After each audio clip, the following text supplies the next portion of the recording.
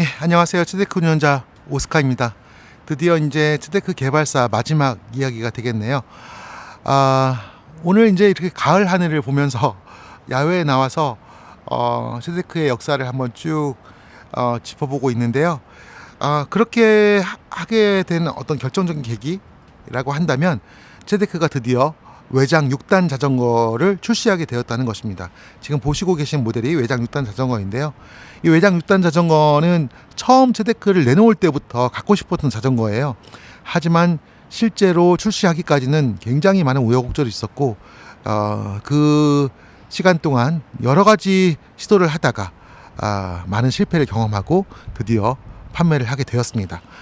그만큼 좋은 자전거이기 때문에 여러분들에게 좋은 평가 받을 거라고 확신을 하면서 츠데크 이야기 마지막 편을 한번 찍어보도록 하겠습니다. 예, 저희가 아무튼 그렇게 해서 유럽법정에 소송이 이기게 됐는데요. 그 소송을 진행하는 과정 가운데서도 저희는 쉬지 않고 여러 가지 개발을 해왔습니다. 예를 들면 츠데크 전기자전거 모델을 개발을 하기 위해서 히든파워와 같이 협업을 했고, 그리고 배터리를 안에 내장시키는 방식에 대해 스티커도 제출을 하고, 그리고 배터리와 또 모터 장치에 지장이 없도록 배선하는 것에 대해서도 특허를 제출하고, 아무튼 여러 가지 작업들을 해왔고요. 특히 제일 중요한 것은 이제 리어 프레임이 오차가 없도록 하는 지그트를 개발하는 과정에 상당한 시간을 소요를 했습니다. 그리고 대량 생산할 수 있는 어떤 준비가 갖추어질 시점에 저희가 츠데크와 브롬톤의 소송에서 이기게 됐기 때문에 저희는 이제 새롭게 출발할 수 있는 시점이 되었죠. 그런데 또 다른 문제가 생겼습니다. 그 시점은 코로나 상황 속에서 자전거가 굉장히 붐을 일으키던 시절이었어요. 그러니까 코로나 때문에 공장에서 일할 직원은 많이 없는데 전 세계적으로 자전거 부품이 품귀 현상이 일어나기 시작했습니다.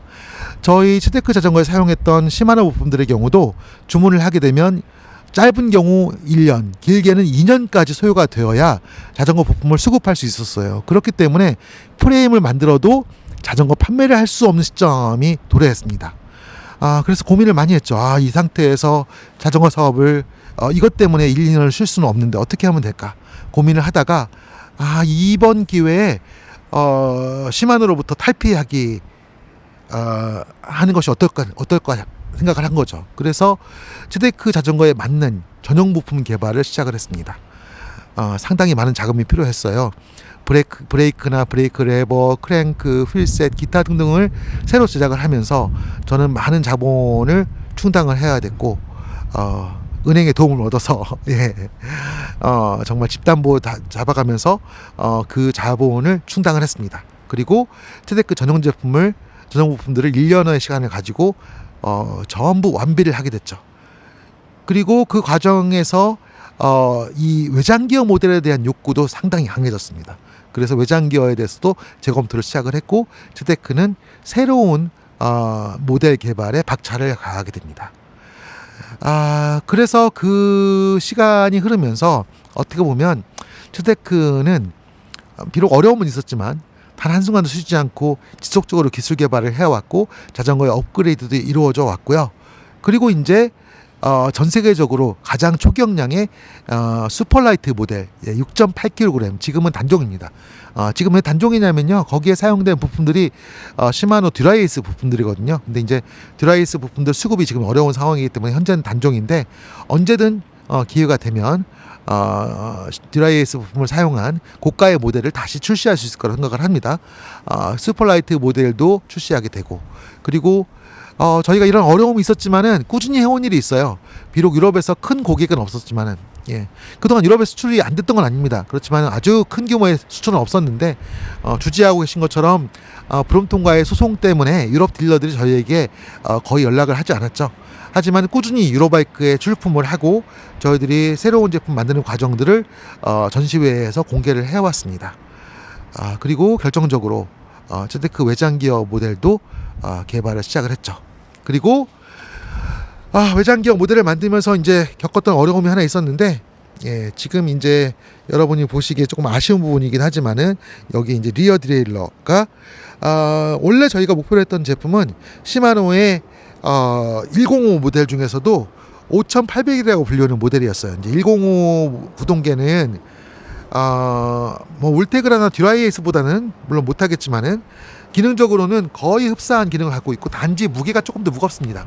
그런데 트데크의 포지션을 생각했을 때는 105 리어 디레일러를 차용하면 굉장히 좋겠다라고 생각을 해서 5800 모델을 기준으로 샘플 자전거를 제작을 했어요. 그런데 문제가 생겼습니다. 시마노에서 그동안의 로드 자전거에 사용했던 그 리어 디레일러는 링크가 하나였어요. 그런데 현재는 링크가 두 개로 바뀌었습니다. 링크가 두 개로 바뀌면서 조금 더 구동이 원활해졌고 더 성능은 좋아졌겠지만은 저희처럼 접이식 자전거 입장에서는 링크가 두 개가 되면서 접었을 때 접는 과정에서 간섭이 발생을 해요. 여러분들 가운데서 튜닝을 하기 원하시는 분들은 더 좋은 리어 디레일을 달고 싶다라고 하시는 분들은 시마노의 드라이에이스나 울테그라나 105로 개조하실 수가 있습니다.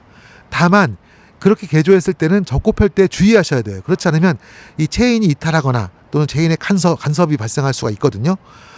저희 입장에서는 자전거다운 완성도가 중요하기 때문에 기능적으로 더 가볍고 더 원활하게 작동한다고 하더라도 접이 자체가 제대로 되지 않으면 차용할 수가 없겠죠. 그래서 저희는 시마노의 5800과 상당히 흡사하게 제작되어 있는 현재의 디레일러를 R9 디레일러를 사용을 해서 출시를 하게 되었습니다.